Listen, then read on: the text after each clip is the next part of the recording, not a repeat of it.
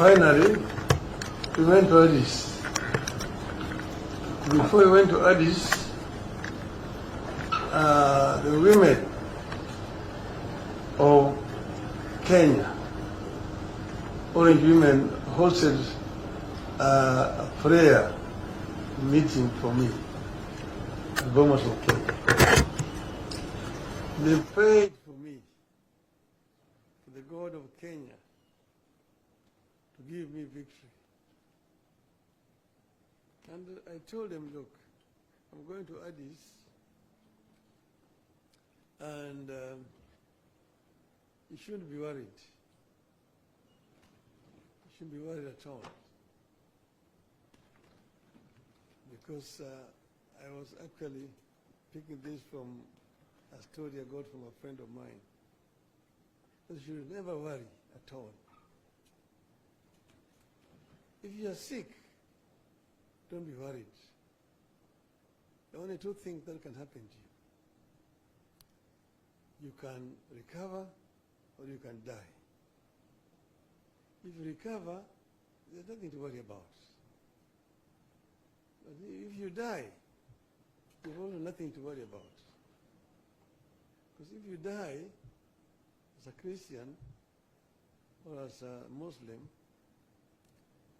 there are only two places to go to. You go to heaven or you go to hell. So if you go to heaven, there is nothing to worry about. You enjoy. But if you go to hell, you should not worry. Why? Because you're going to meet so many of your friends there that you'll take a lot of time greeting them and wishing them well, that you will not have time to worry about. So I told them that, look, if we win in Addis, we will have succeeded. But if we don't win, if we lose, we will also have succeeded. Because we will have other jobs to do. We'll come back home and do other things.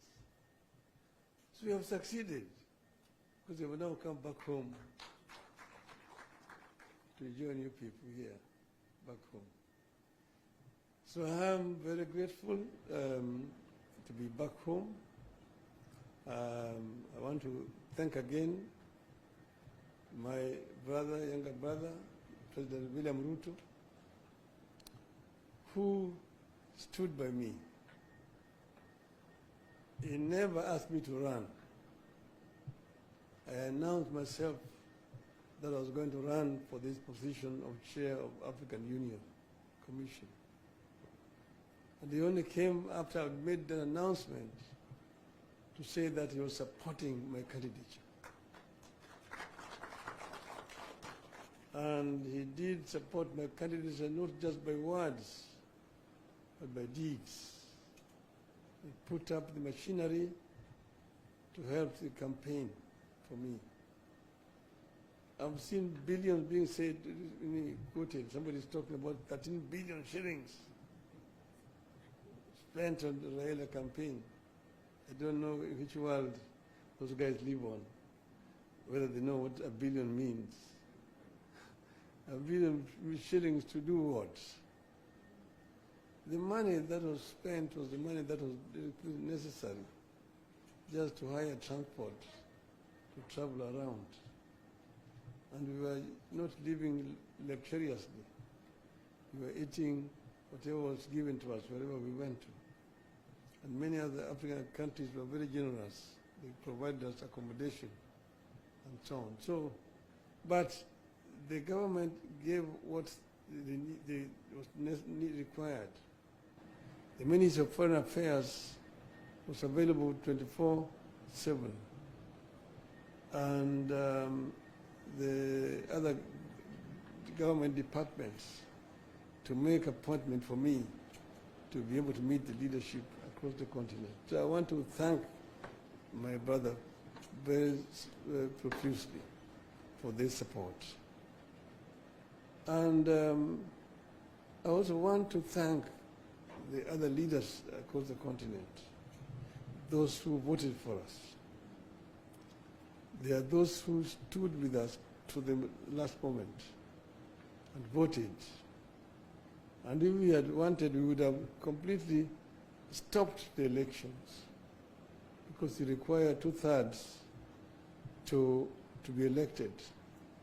And these leaders were ready to go with us to the end, and they would not have been able to get the 2/3. So I thank them.